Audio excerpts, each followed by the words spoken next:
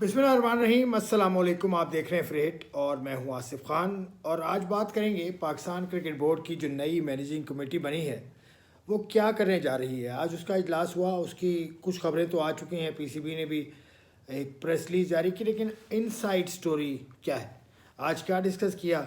Managing committee ने बड़े अहम फैसले उन्होंने कर लिए। एक तो कोयटा जाने का फ़ैसला किया है। नई मैनेजमेंट कमेटी ने कोयटा जाकर, कोयटा का जो बुगटी स्टेडियम है वहाँ पीएसएल के मैचेस करवाने का इरादा है। लेकिन मुझे नहीं लगता कि पीएसएल के मैचेस इस साल वहाँ हो सकेंगे, क्योंकि कोयटा का जो बुगटी स्टेडियम है उसका ना स्टेडियम इस वक्त इस काबिल है कि वो होस्ट कर सके इंटरनेशनल प्लेयर्स को, और इंटरनेशनल हमारे वहाँ पर मैचेस हो सकें। अभी कोयटा का बुगटी स्टेडियम ऐसा नहीं है। और दूसरा, मौसम बहुत सख्त होता है कोयटा में।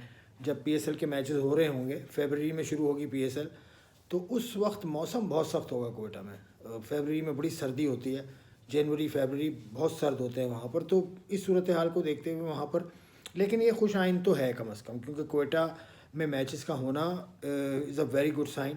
और कोयटा की जो स्पोर्ट्स बोर्ड है ख़ास तौर से वो मुबारकबाद के मुस्तहिक हैं इमरान घिचकी साहब, जो अब डीजी स्पोर्ट्स नहीं है, लेकिन वो जब तक डीजी स्पोर्ट्स थे बलूचिस्तान के, तो उस वक्त तक उन्होंने बहुत काम किया, उन्होंने बहुत बात की, उन्होंने बहुत मुलाकातें की। रमीज़ हसन राजा साहब से भी उनकी मुलाकात हुई, और भी उनकी मुलाकातें बहुत ज़्यादा हुई। क्रिकेट के वो शौकीन हैं। उसके अलावा दुर्रा बलोच जो अब डीजी स्पोर्ट्स बोर्ड है, उनके अलावा उनके दोस्त सारे, उनके रफ़ाकार जो भी हैं, उन्होंने बहुत काम किया, तो उनको मुबारक हो। दूसरी बात ये हुई कि 2019 का जो ये कॉन्स्टिट्यूशन है इसको चेंज कर दिया जाए और 2014 का जो आइन है वो लेके आया जाए। उसमें जो कानूनी पेचीदगियाँ हैं उनको देखने के लिए अभी और मज़ीद मुलाकातें होंगी, मज़ीद बातें होंगी, मज़ीद मुशावरत होगी, और उसके बाद इस मामले को आगे बढ़ा जाएगा, क्योंकि ये इतना आसान नहीं है। डिपार्टमेंटल क्रिकेट की बहाली तो हो जाएगी, लेकिन डिपार्टमेंट्स के साथ साथ जो कोचेज़ हैं, जो रीजनल कोचेज़ लगे हुए हैं, उनका क्या होगा ये भी देखना होगा। बहुत सारी लीगल इम्प्लिकेशंस हैं, उनका जायज़ा लिया जाएगा। ये बात हुई। तीसरी बात हुई कि फ़ॉरेन कोच होगा, नेशनल टीम का कोच एक गैर मुल्की होगा। अब वो कौन होगा ये मामला तय होगा अभी। और मोहम्मद वसीम जो चीफ़ सेलेक्टर थे पाकिस्तान क्रिकेट बोर्ड के, मैं थे कह रहा हूँ क्योंकि उनको हटाने का फ़ैसला हो गया है। नोटिफिकेशन इन सारी मामलात का उस वक्त आएगा जब लीगली पाकिस्तान क्रिकेट बोर्ड की ये मैनेजिंग कमेटी इस बात को दुरुस्त समझेगी। तो ये फ़ैसले जो बड़े बड़े हुए वो ये हैं।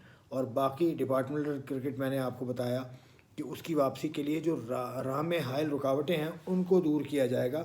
तो ये मामला आगे चलेगा, क्योंकि कोचेस 200 से ज़ायद हैं पाकिस्तान क्रिकेट में जो इस वक्त तक चल रहे हैं। जो रीजनल के मामला सारे देख रहे हैं, और रीजन में भी टॉप नहीं बल्कि उसके नीचे के जो मामला हैं उनको देखा जा रहा है। तो ये देखते हुए बहुत सारे कानूनी तौर पे सूरत हाल सामने आएगी, क्योंकि ये सारे कोचेज़ फिर अब बेरोज़गार हो जाएंगे। फिर ये कोचेज़ की बेरोज़गारी का एक रोना शुरू हो जाएगा नया।